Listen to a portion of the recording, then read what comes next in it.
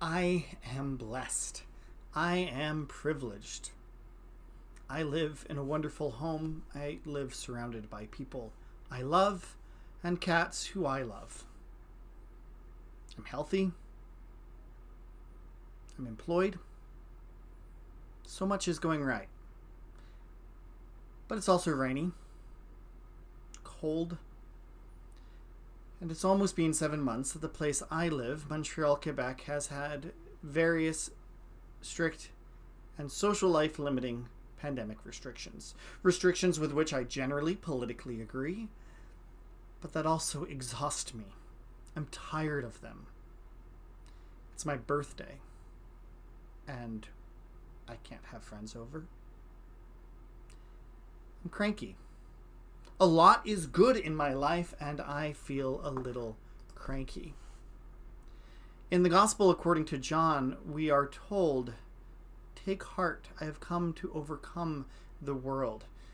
Jesus also says, "Let not your heart be troubled." But my heart is troubled. Am I a terrible sinner?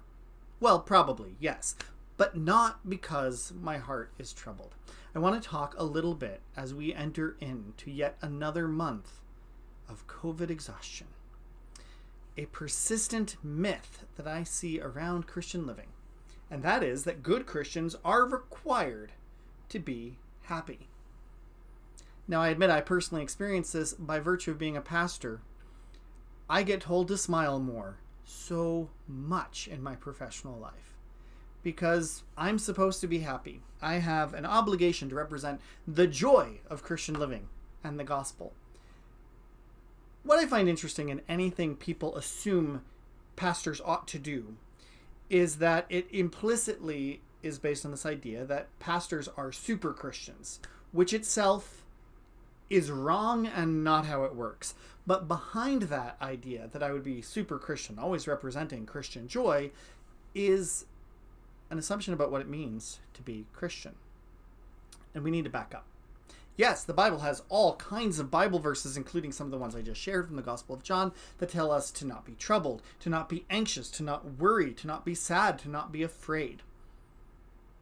But in the Christian tradition, we see all of these things through the lens of the person of Jesus. And if we accept the historical Orthodox view that Jesus was sinless, we have a very difficult thing to reconcile with in the Gospel of John as well. In chapter 11, the shortest verse in most translations of the Bible, John 11:35. Jesus wept.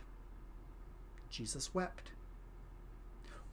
Why is Jesus weeping? Why is he not obeying the commandments to not have his heart be troubled, to not be anxious, to not be sad? I think simply because those aren't commandments.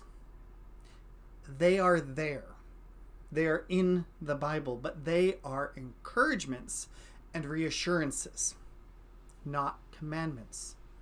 And so I really just want to speak briefly about the insidious and dangerous Christian tradition of telling people to cheer up as if they are failing in their Christian lives and walk with Jesus if they don't cheer up right away. So in the context of John chapter 11, Jesus' friend Lazarus has just died. And in a few verses, Jesus will raise him from the dead. If there isn't more reassurance that our grief is temporary than the ability to resurrect your friend, I don't know what more reassurance one could have than Jesus has. But the grief remained real. Grief is real even if you have hope. Grief is painful even if you believe that better things are yet to come. And there is no sin in experiencing or even expressing that pain. Jesus wept. Jesus believes in resurrection. Jesus makes resurrection happen. And Jesus wept at the death of his friend.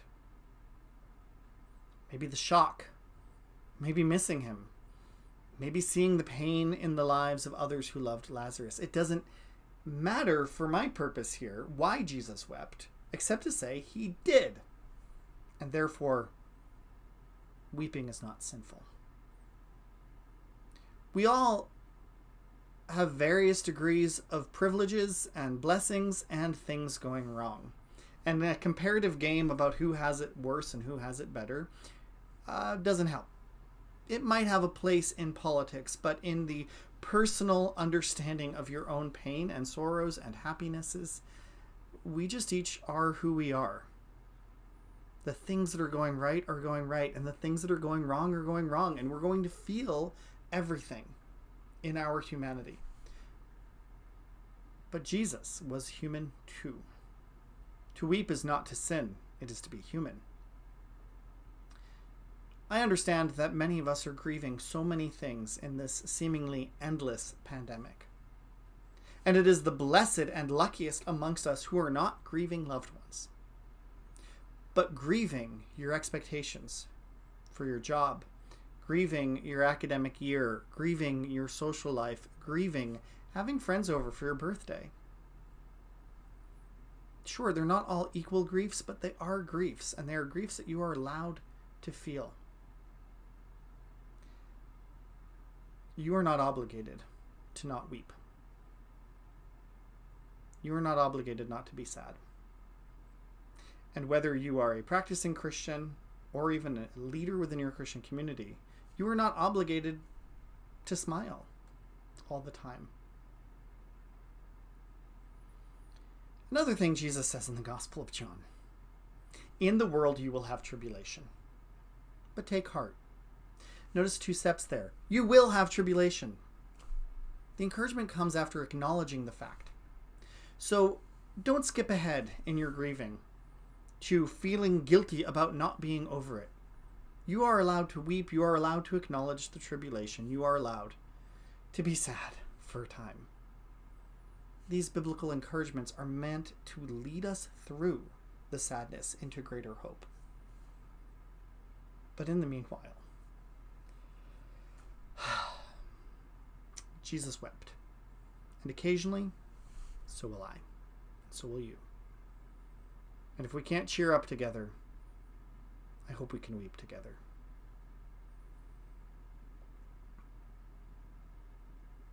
Let the peace of Christ rule in your hearts, St. Paul says to the Colossians.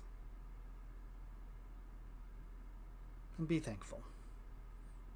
But if that takes a while, I pray that you may experience a Christian community that is there with you and not guilt-tripping you into smiling any sooner than you're ready.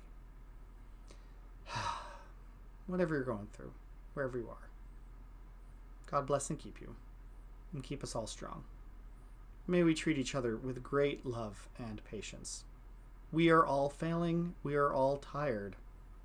Nobody's obligated to pretend that they're not.